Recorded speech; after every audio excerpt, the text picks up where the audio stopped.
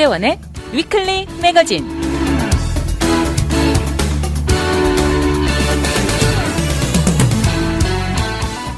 안녕하세요. 위클리 매거진의 문대원입니다. 상대방 말 한마디에 인격을 다 알 수 있다는 것이 실감납니다. 말이란 참 신기해서 단어 의미로 의사가 통하고 뜻이 오고 가지만 대화 중 나오는 톤이나 강도에 따라 상대방이 느끼는 것은 다양해질 수 있습니다. 이런 추가의 느낌은 대부분 말하는 사람이 전달하려는 의도가 없음에도 상대방이 느끼게 되는 것입니다. 그럴 때 사람에 따라서 말투나 언성, 그리고 몸 움직임에도 나타나면서 그 사람이 머릿속에 어떤 생각을 가지고 있고 어떤 의도인지를 간접적으로 알려주는 것입니다. 이런 예는 문장에서 나타날 수도 있고 어떤 경우는 정말 단어 하나로 알 수 있어서 결국 사람이 듣고 보면서 느끼는 능력은 아주 파워풀하다는 생각까지 듭니다.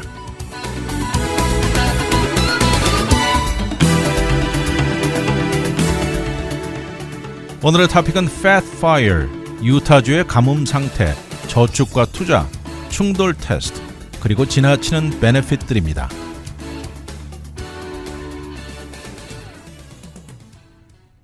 요새 젊은 세대들의 인생관은 아무래도 다르겠죠. 기성세대들과 많이 다른 것은 분명한데요.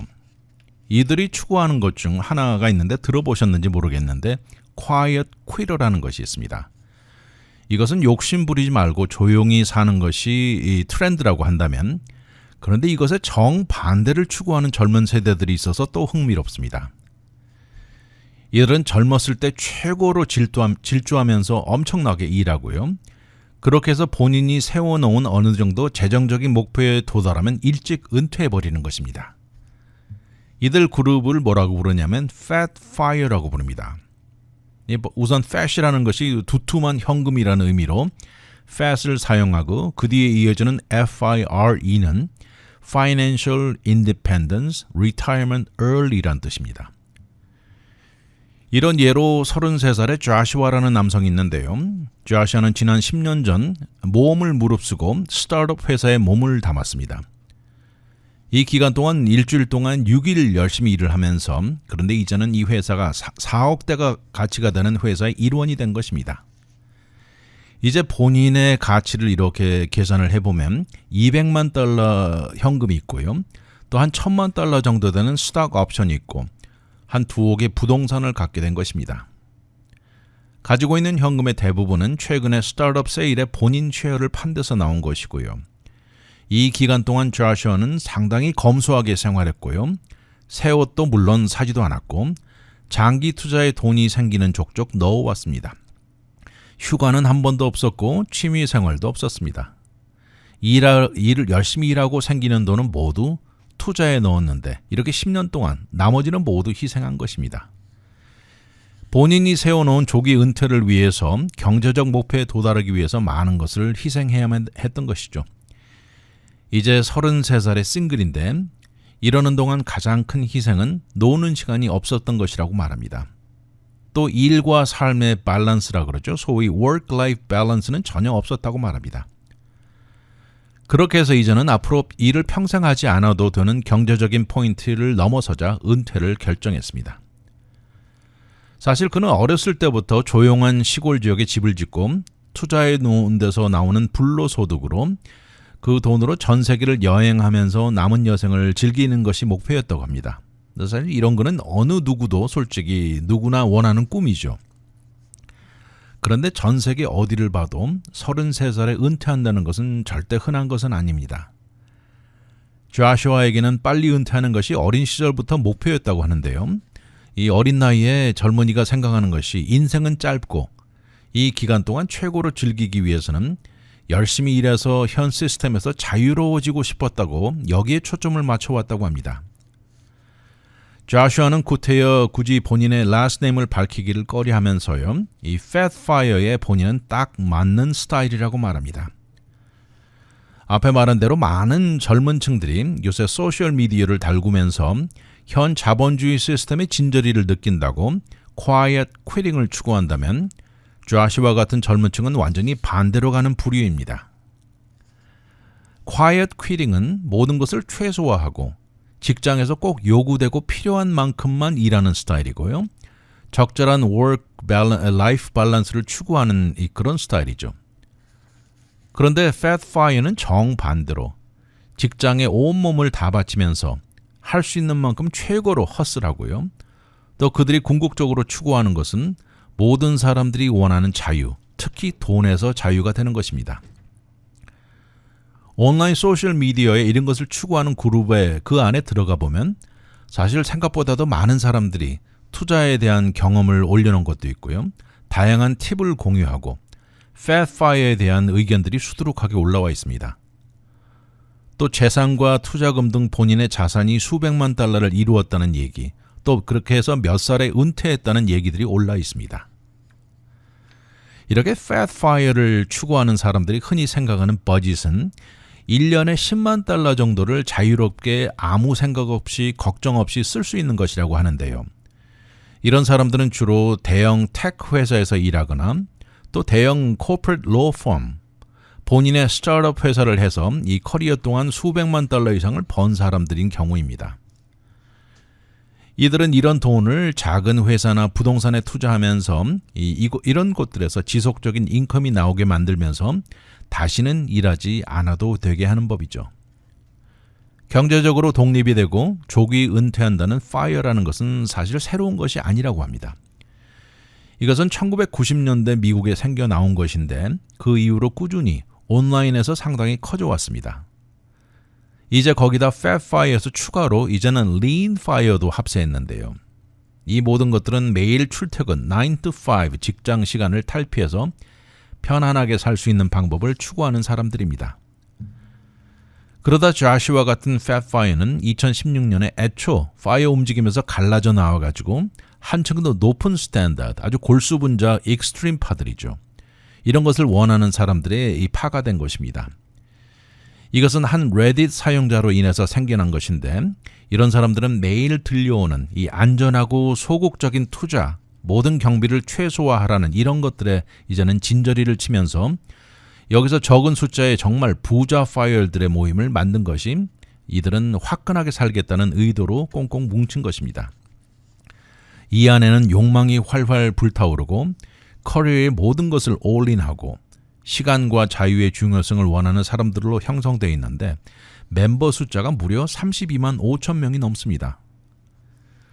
앞에 말씀드린 대로 요새 젊은 세대들은 quiet quitter들이건 fat fire들이건 사실 이 두 그룹이 정반대지만 궁극적으로 원하는 것은 같다고 사회학자들이 말하고 있습니다.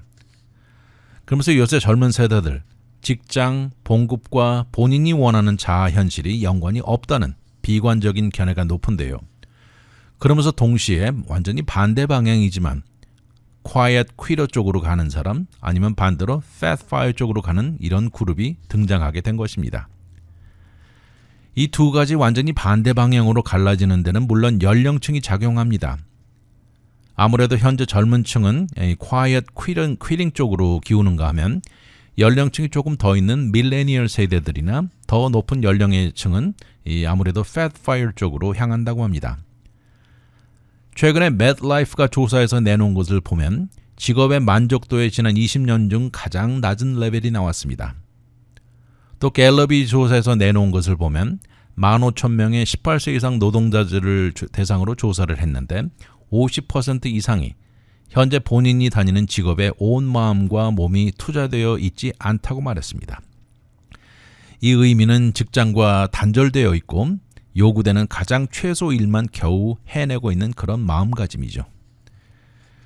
그런데 이런 것이 Fat Fire가 부작용도 무시 못합니다. 이 궁극적으로 원하던 은퇴를 이루고 난 후 생각보다 하루하루 삶이 비참할 수도 있고요.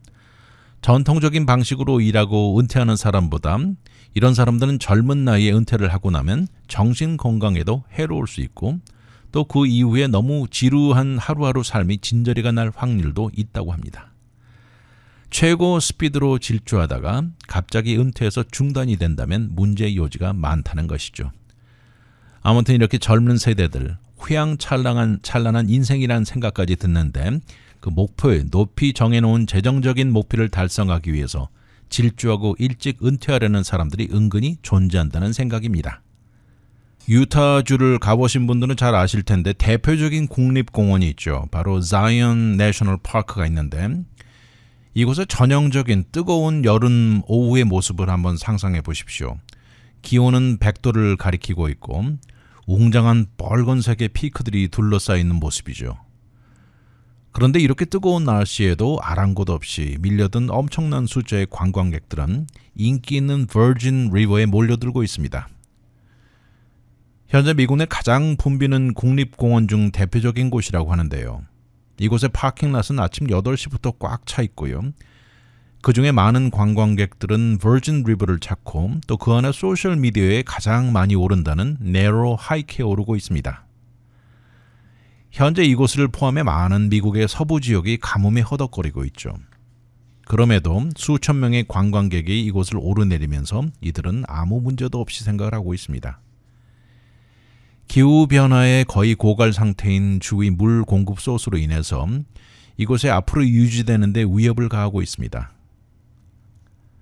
환경 전문가는 관광객들은 현 상황에 전혀 아이디어도 없는 것 같다고 말하면서 이것을 방문할 때 아무 생각 없이 즐기는 데 바쁘다고 말합니다.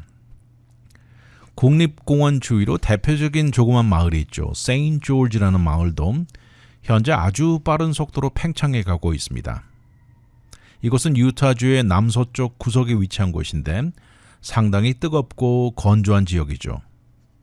이곳은 자이언 캐년으로 들어가는 초입에 위치한 도시인데 그런데 최근 들어서 이곳은 관광 산업의 증가로 비즈니스 숫자도 늘어나고요. 또 거기에 맞춰서 새로운 주택 건설이 이루어지면서 물 부족 상황은 점점 더 악화되고 있습니다. 최근 들어서 주정부 차원의 물 사용을 줄이려는 노력은 있지만 사실 유타주는 전국에서 인구 밀도당 물 사용량이 제일 높은 곳입니다. 자이언 캐년과 세인트 조지가 위치한 워싱턴 카운티에는 2020년 하루 한 사람당 물 사용이 285갤런이라고 나와 있는데 이 숫자는 라스베가스의 물 사용량의 2배라 그래서 놀랍습니다. 이대로 간다면 유타주의 물이 완전히 바닥나는 것은 시간 문제라고 하는데요. 현재 미국 서부 지역의 많은 주들이 빠르게 줄어들고 있는 물 공급 소스로 인해서 앞으로 미래에 이 문제에 어떻게 대처할지 고민 중입니다. 유타주의 일부 지역에서는 새로운 주택 붐이 일어나면서 현재 문제를 더 악화시킬 가능성이 높아 보입니다. 이렇게 유타주에 늘어나고 있는 다양한 리조트들과 여기에 이어지는 주택 건설 붐은 사막 가운데 깊숙이까지 점점 파고들고 있습니다. 이런 도시들의 시의회는 사실 현 상황에 어쩔 수 없는 상태라고만 말하는데요. 이들은 이미 도시 계획에 팽창을 기대하면서 돈도 빌려온 상태라 중단은 불가능하다고 말하면서 우리 경제를 살려야 한다고만 말하고 있습니다. 이곳을 자주 방문하는 사람이 있는데 오랜만에 이곳을 방문해 보니까 국립공원의 분위기는 변하지 않았는데 그 주위를 둘러싼 커뮤니티들이 많이 변했다고 합니다. 주위를 돌아가면서 타운들이 못 알아보게 변했고 이전에는 그냥 조그만 마을같이 보이던 곳이 이제는 커지기도 했고 상당히 상업화된 느낌이 든다고 말했습니다. 지난 10여 년 동안 유타주 이곳저곳에 다양한 리조트들이 엄청나게 들어서면서 사막 한가운데 파란 잔디에 사치로운 리조트의 모습이 여기저기 보이고 있습니다. 그런데 이런 변화는 절대 우연이 아니었습니다. 유타주는 주정부 차원의 최고 휴가 목적지로 크게 홍보해 왔습니다. 세인트 조지만 보아도 유타주 관광청은 지난 10년 동안 2,500만 달러를 들어가면서 로컬 지역 도로나 많은 것을 임프루브 시켜왔습니다. 이제 자이언 캐년에서 20마일 범위 안에 13개 골프 코스가 들어섰고요. 그러면서 많은 관광객들과 새로운 거주민들이 증가해 온 것입니다. 자이언 국립공원만 봐도 지난 2014년에서 2019년 사이 방문객 숫자가 50%가 증가했습니다. 이 기간 동안 1,700만 명의 방문객이 다녀갔는데 그리고 이들이 쓴 돈은 절대 무시 못합니다. 2019년 한 해만 보아도 한 가족당 평균 1,133달러를 썼다고 나오는데 이러면서 로컬 경제에 4억 3,400만 달러의 기록을 세운 것입니다. 이렇게 세인트조지 같은 곳에 이런 혜택이 간다면 이에 따르는 부작용도 따라와서 이 지역 이런 성장은 국립공원 자체 생존 여부에도 여파를 가한다고 말하고 있습니다. 만약에 물이 고갈된다면 이 사막 지역의 아주 미묘한 생태계와 로컬 지역의 저임금 커뮤니티가 제일 먼저 대가를 치를 것입니다. 어떻게 보면 이 유타주는 지금 기후변화의 가장 한가운데 와 있다고 해도 과언이 아닙니다. 이곳에 겨울철에 눈 쌓이는 것이 줄어들고 여름에는 폭염으로 가뭄은 더 악화되고 있습니다. 그리고 이런 모든 것들은 앞으로 유타주 경기와 주민들의 안전도에도 문제가 생길 확률이 높아 보인다고 말합니다. 최근 들어 자이언 국립공원 방문객은 정말 늘어나서요. 2021년 처음으로 500만 명이 넘어섰습니다. 그러다 보니까 아무래도 수색 구조 작업의 숫자도 늘어나고 이 피크 시즌 성수기에는 하루에도 메디컬 응급 상황이 여러 개가 동시에 일어나기도 했습니다. 그러나 많은 방문객들은 아랑곳하지 않습니다. 지난 몇 년 동안 네로 하이킹 코스를 방문하고 이곳을 왔던 이연이라는 남성은 그가 동행한 그룹 안에서 너무 기뻐합니다. 백팩을 메고 아이까지 등에 업고 하이킹을 합니다. 그냥 웃으면서 이곳을 오랫동안 오기를 학수고대했다고 말합니다. 이렇게 유타주의 방문객이 증가하면서 이곳에서 아예 정착해서 살겠다고 마음먹는 사람들도 늘어납니다. 이곳의 방문 장소를 넘어서 이제는 이곳에 거주하면서 일하는 곳으로 변하는 것이죠. 어떤 사람의 경우는 두 번째 홈을 이곳에 마련하거나 또 은퇴하는 사람들, 새로운 비즈니스를 시작하는 사람들, 아니면 이 지역의 대학에 진학하는 등 인구가 급속도로 늘어나고 있습니다. 이곳에 가보신 분들은 다 아시겠지만 기가 막힌 전경에 아름다운 뷰로 많은 은퇴한 사람들, 또 원격으로 일하는 사람들이 살려고 이쪽으로 몰려들고 있습니다. 앞에 말씀드린 워싱턴 카운티 인구는 약 18만 명이라고 하는데 앞으로 30년 안에 2배 이상 증가를 추측하고 있습니다. 이것을 방문한 사람들 중 상당수는 떠나지 않기로 마음먹는 곳이라고 말합니다. 그러나 이곳의 가뭄 문제는 점점 더 심각해지고 있습니다. 저축과 투자는 누구에게나 중요한 것이죠. 그런데 이런 것을 빨리 시작하면 좋다고 하는데요. 이것은 20대부터 잘 정돈된 저축과 투자 습관이 나중에 큰 차이를 가져온다는 것입니다. 실제 20대, 사실 열심히 일해도 매달 살아가기 바쁜데 저축이 힘들 나이는 당연하죠.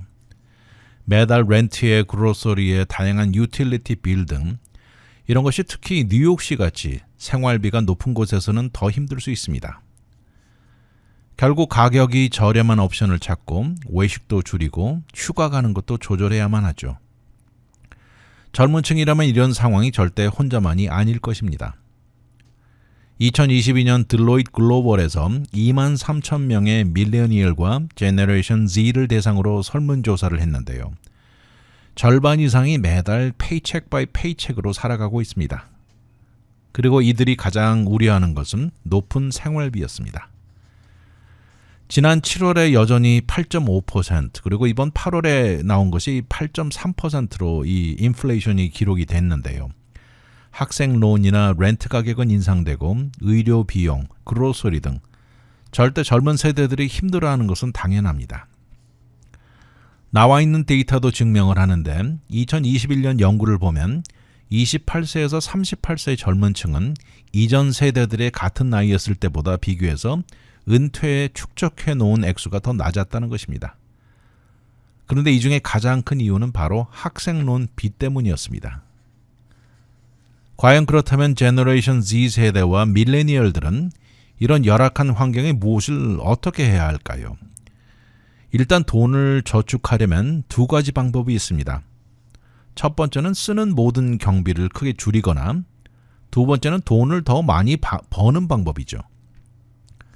물론 재정상담 전문가들이 조언하는 경우는 모기지나 운반, 그로서리, 유틸리티 등 이런 것들은 필수적인 이 엑스펜스죠.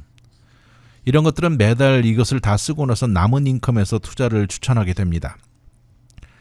그런데 매달 벌어들이는 인컴의 대부분이 이런 필수적인 익스펜스에 다 사용이 되고 남는 것이 없다면 상당히 어렵습니다. 왜냐하면 필수적인 익스펜스는 줄이기 힘들기 때문이죠. 이런 상황에서는 쉽지는 않지만 렌트 가격이 저렴한 곳으로 옮긴다든지 아니면 룸메이트를 찾는다든지 부모님 댁에 잠시 머무는 것 등 방법이 있을 수는 있습니다. 그런가 하면 필수적이지는 않지만 저축하기 위해서는 외식이라든가 영화관, 스트리밍 서비스나 서브스크립션 모두 줄이거나 없애는 것입니다. 또 두 번째 방법으로 돈이 더 들어오게 만드는 옵션은 연봉이 더 높은 직업으로 전환하거나 또 사이드로 두 번째 잡을 잡거나 아니면 현재 직업에서 이 봉급 인상, 레이즈를 요구할 수도 있다면 이것도 옵션입니다. 이유나 방법을 넘어서 들어오는 인컴을 높이는 것이죠. 지난 7월을 기해서 요새 직업난으로 직업을 바꾼 사람들 임금이 평균 6.7%가 올랐다는 뉴스도 있는데 이것은 비교해보면 같은 직장에 머무르고 이런 사람들의 임금 상승은 4.9%였습니다. 그런데 왜 전문가들이 추천하는 것은 20대부터 저축과 투자, 특히 은퇴 투자를 하라는 것일까요? 이렇게 저축하고 투자하는 데 있어서는 바로 젊은 층이 가지고 있는 장점이 있습니다. 바로 시간, 타임입니다. 시간은 돈이라는 말이 여기 더 맞는데요. 투자는 흔히 들어보신 대로 복수이자라는 compound interest가 붙죠. 쉽게 말해서 이자에 또 이자가 붙는 격이죠. 그래서 장기적으로 투자해 놓았을 때 엄청나게 액수는 늘어날 수가 있습니다. 여기 한 예가 나와 있는데요. 일찍 투자했을 때 나오는 결과를 한번 실감해 보십시오.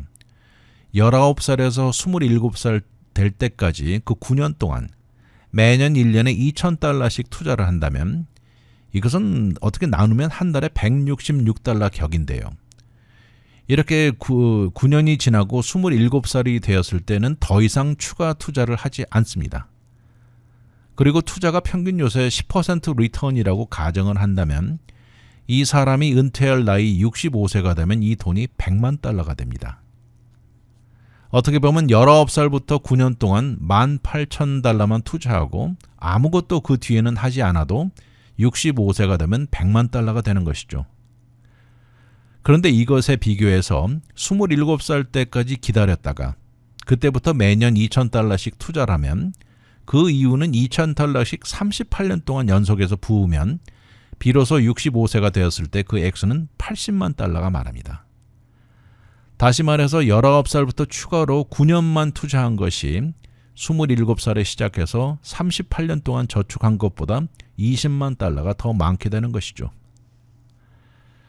밀레니얼 세대와 제너레이션 Z 세대들은 추가로 전 세대들보다 불리한 것이 있습니다. 이전 세대들은 은퇴연금을 펜션 플랜을 통해서 얻었다면 1970년대부터 등장한 401k로 인해서 많은 회사들이 종업원 은퇴연금을 제공하고 결국 은퇴연금 저축은 개인 차원 어깨에 달리게 변했다고 합니다. 그래서 만약 회사가 지금 일하는 직장 회사가 401k를 오퍼를 한다면 절대 맥시멈으로 할 것을 권합니다. 그리고 고용주가 매칭이 상당히 중요하다고 하는데요. 그러나 개인적으로 Roth IRA에 투자하려면 연봉이 한 사람당 $144,000, 부부를 합쳐서는 $204,000 아래여야 합니다. 이들이 말하는 Roth IRA는 세금을 먼저 내야 하기 때문에 이것은 세금 없이 무럭무럭 이자로 불어나는 것이고 나중에 은퇴하고 사용할 때도 물론 세금을 내지 않습니다. 이 모든 것이 정신없고 복잡할 수 있는데 처음에는 조금씩 적은 액수로 은퇴연금에 붓다가 조금씩 늘려가는 것이 좋습니다. 근데 처음에 투자를 생각할 때도 얼마가 되었건 액수에 상관없이 전혀 저축 투자하지 않는 것보다는 100배 더 현명한 선택이라고 합니다. 결국 중요한 것은 은퇴에 대비한다는 것인데 젊었을 때 별로 이런 것이 우선순위에 들지 않을 수도 있지만 더욱이 학업을 막 마치고 직장 생활한 지 얼마 되지 않았을 때 별로 우선순위에 오를 수도 없습니다.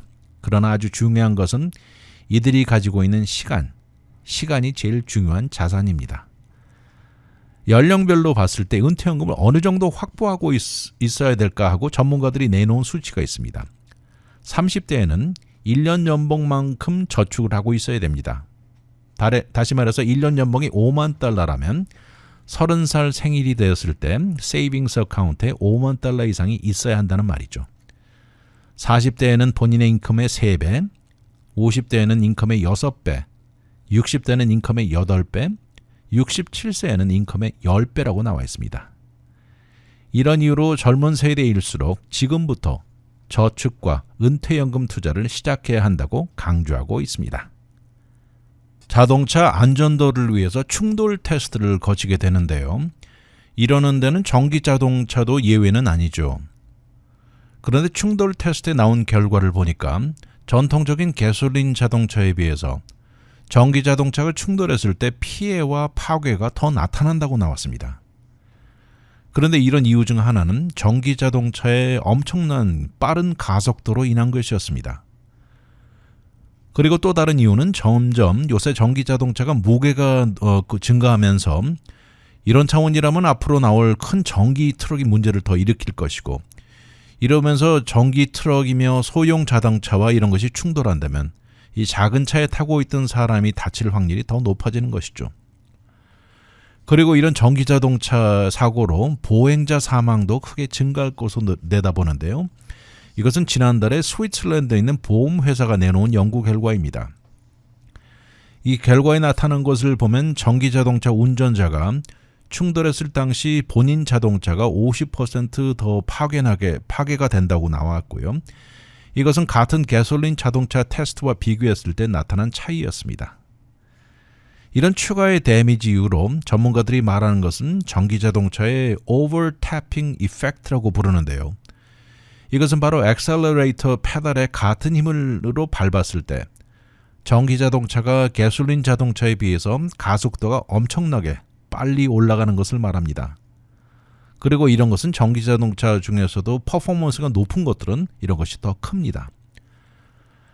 대부분의 전기 자동차들, 특히 파워가 높은 종류는 이 토크 레벨이 높으면서 페달을 밟으면 엄청난 파워를 금방 느낄 수 있습니다.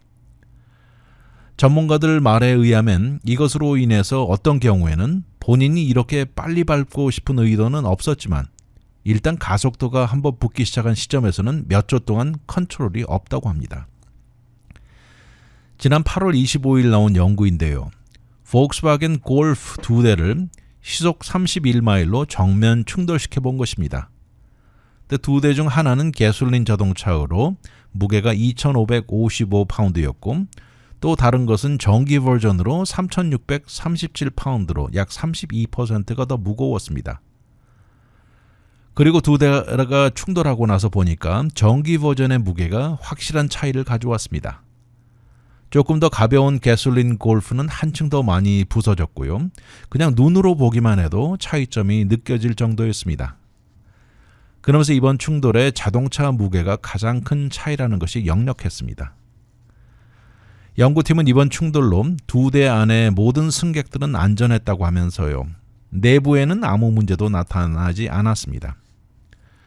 요새 자동차를 만드는 생산 추세를 보면 자동차 무게가 점점 더 무거워지는데 이러면서 안전도는 높아집니다. 그러면서 차 안에 타고 있는 사람은 더 안전해지지만 동시에 보행자를 치였을 경우에는 더 치명적으로 변하고 있죠. 전국적으로 다행히 사람이 사망하는 충돌 사고는 2년째 감소하고 있다고 하는데 반대로 보행자와 자전거를 타고 가는 사람 사망 숫자는 증가하고 있습니다. 결국 요새 자동차는 차를 모는 사람에게는 점점 더 안전해지지만 보행자들에게는 반대의 변화가 일어나고 있습니다. 작년 보행자 사망 숫자는 6,075명에서 6,283명으로 늘어났고요. 보행자의 사망 증가는 2009년 이후 꾸준히 증가하고 있습니다. 또 자전거를 타는 사망자 숫자도 806에서 857명으로 올랐고요. 이런 증가는 자동차가 무거워지면서 점점 더 오르고 있고요. 또 지난 1990년대 이후에 SUV가 등장하고 인기가 높아지면서 자동차 무게들이 더 커지고 있죠. 또 미국에서 자동차를 사는 바이어들 입장에서는 이 운전자에게 안전한 자동차를 선호하는 것은 당연하죠.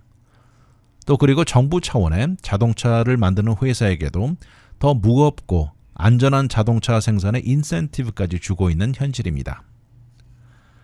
이렇게 자동차 무게는 점점 더 커지고 있습니다.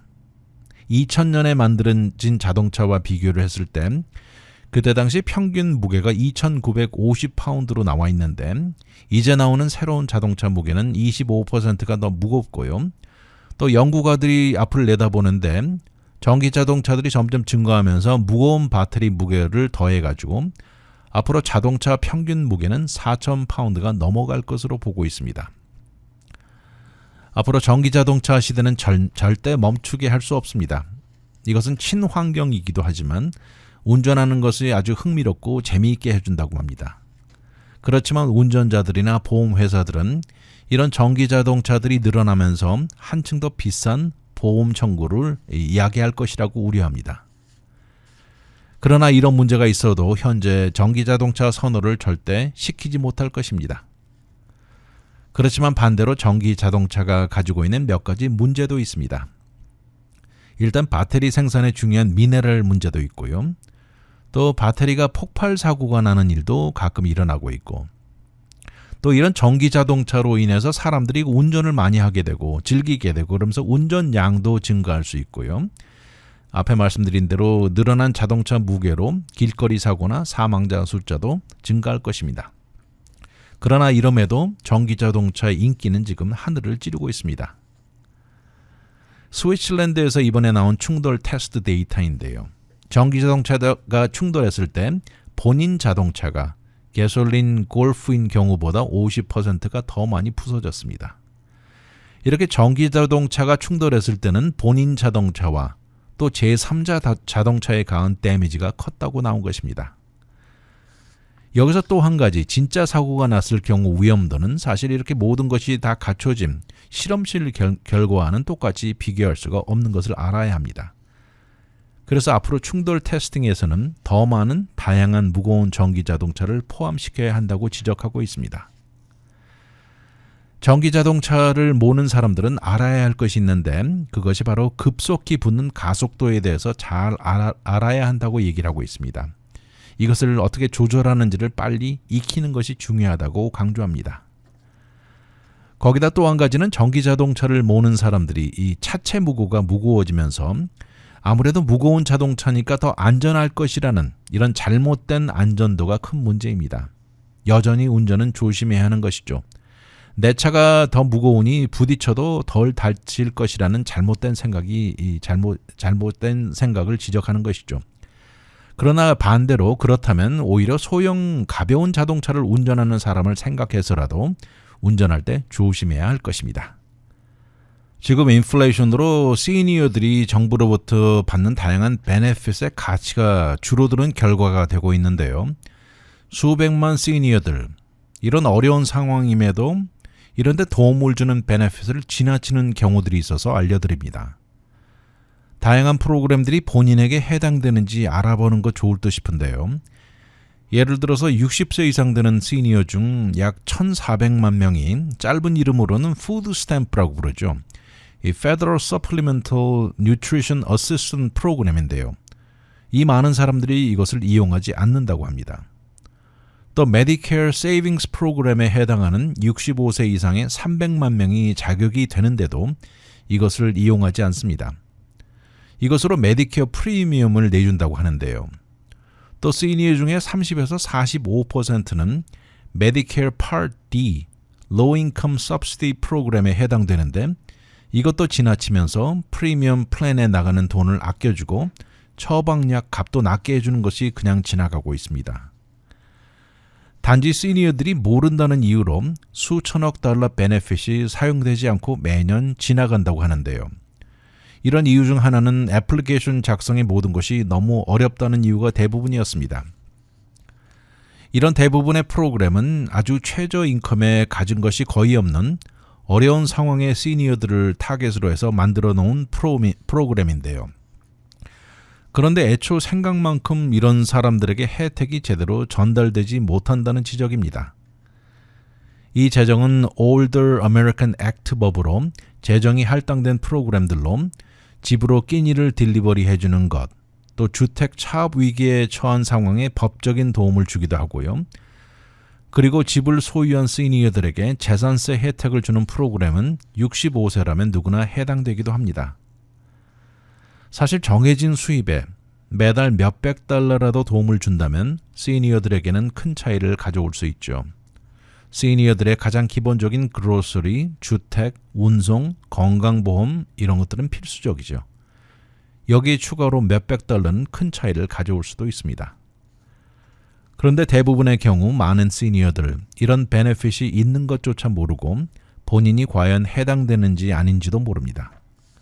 그리고 많은 시니어들이 이런 도움을 찾는데 상당히 주저하는 실정입니다. 이런 것을 두고 메디케어 담당자들이 말합니다. 당신은 이런 권한을 벌어놓으신 분들이라고 말합니다. 어느 커뮤니티나 나이든 시니어들을 돕는 기관이 있는데 이 중에 하나가 Area Agencies on Aging 단체가 있는데요. 이런 데 도움을 준다고 합니다. 또 연방정부 차원의 Administration on Aging이라고 하는데 이 문의를 할 전화번호도 있습니다. 800-677-1116 800-677-1116 이들은 어느 커뮤니티가 해당이 되는지도 알려주고요. 연방정부 차원인지 주정부인지 로컬 프로그램인지 이것을 적합한 것을 찾아주고요. 또 이곳에서는 어떤 곳에서는 시니어를 대신해서 서류를 작성해주고 필요한 정보를 얻어주기도 합니다. 로컬 에이전시 담당자인 샌디 마크우드 씨는 가장 시니어들이 실수하는 것은 냉장고에 음식이 딱 떨어질 때까지 또 전기가 완전히 끊기기 일보 직전까지 그때 왔을 때까지 기다리는 것이라고 합니다. 늘 준비된 상황이 100배 낫다는 것을 말하고 있습니다. 또 본인이 온라인에 익숙하고 편안한 시니어라면 본인이 직접 베네핏을 체크해 볼 수 있는데요. 이것은 바로 benefitcheckup.org입니다. benefitcheckup.org 아니면 전화번호도 있는데요. 800-794-6559 800-794-6559 정말 끼니 먹는데 어려움이 있는 시니어들의 경우 푸드 스탬프에 전념하는 기관도 있고요. 또 AARP, American Association of Retired Persons이죠. AARP가 내놓은 수치를 보면 60세 이상 시니어 중 71%가 스탬프 프로그램에 해당하는 사람인데도 신청하지 않는다고 합니다. 생각보다 많은 시니어들이 베네핏이 너무 작아서 이러는 모든 과정이 가치가 있을까 생각을 하는데 그러나 2019년에 보면 혼자 살면서 매달 푸드 스탬프를 $104 정도 또 50세 이상 저인컴인 경우에는 매달 $200 정도 얻을 수 있다고 나와 있는데요. 더욱이 요새같이 음식 가격도 올라가는 데는 중요할 수도 있다고 강조합니다. AARP는 최근 들어서 알라바마주, 사우스캐롤라이나, 미시시피와 협조를 하면서 시니어들 메디케어 세이빙스 프로그램에 등록하는 데 도움을 주고 있습니다. 이것은 로우 인컴 서브시디로 메디케어 파트 D를 들게 도와주면서 처방약 가격에도 도움을 주죠. 이런 프로그램들이 저인컴 시니어들에게 줄 수 있는 베네핏은 엄청나다고 말합니다. 메디케어 세이빙스 프로그램으로 파트 B 프리미엄에 한 달에 $170 정도를 절약할 수 있게 해주고요. 이것은 다시 말해서 1년에 한 $2,040를 베네핏을 주는 것입니다. 본인이 해당되지 않을 것이라는 생각이라고 말을 하는데요. 전국적으로 주정부 차원의 다른 법도 있을 수 있으니까 일단 신청해보라고 신청해보고 결정하라고 말합니다. 앞에 말한 Part D 처방약 플랜 엑스트라 헬프라는 이름으로도 알려져 있는데요. 1년에 약 $5,100까지 가치를 가지고 있습니다. 그리고 이 액수는 2024년에 가서는 더 커질 가능성도 있다고 합니다. 또 헬스케어 프로그램은 다소 복잡한 이유로 전문가 도움이 좋은 아이디어라고 나와 있는데요. 이 메디케어 핫라인도 있습니다.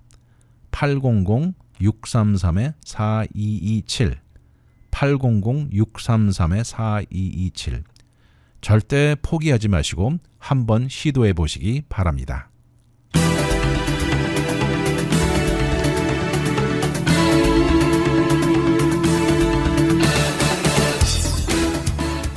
저인컴 시니어들이 그냥 모르고 지나치는 혜택들이 생각보다 많습니다. 물론 큰 액수는 아닐지 몰라도 어려운 상황에서는 한 달에 단 $100도 큰 차이를 가져올 수 있을 것입니다. 물론 이런데 무관한 경우의 사람들도 많겠지만 최악의 어려운 상황에서 감당이 어려운 상태에서는 이런 도움이라도 큰 차이를 가져올 수 있을 것입니다. 마음은 있어도 알아보고 신청하는데 어려움이 있을 수 있는데 주위의 여러 단체나 아는 사람들의 도움을 받는 것이 중요할 것입니다. 많은 비영리 단체나 AARP 같은 시니어들을 위한 곳에서 생각보다 많은 정보를 얻을 수 있다니 그냥 포기만 하지 말고 찾아보는 것도 좋을 것 같습니다. 위클리 매거진은 인터넷을 통해 다시 들을 수 있습니다. radiokorea.com에 들어와 다시 듣기를 누르시고 편안한 시간에 들으십시오. 또한 위클리 매거진을 유튜브에 들어와 RKTV1540을 통해서도 들을 수 있습니다. 이 프로그램은 KBS, MBC, SBS, NGC, 라디오 코리아 등 14개 한국 방송 채널이 운영되는 디렉위성 TV 제공입니다. 지금까지 위클리 매거진 진행의 문대원이었습니다. 감사합니다.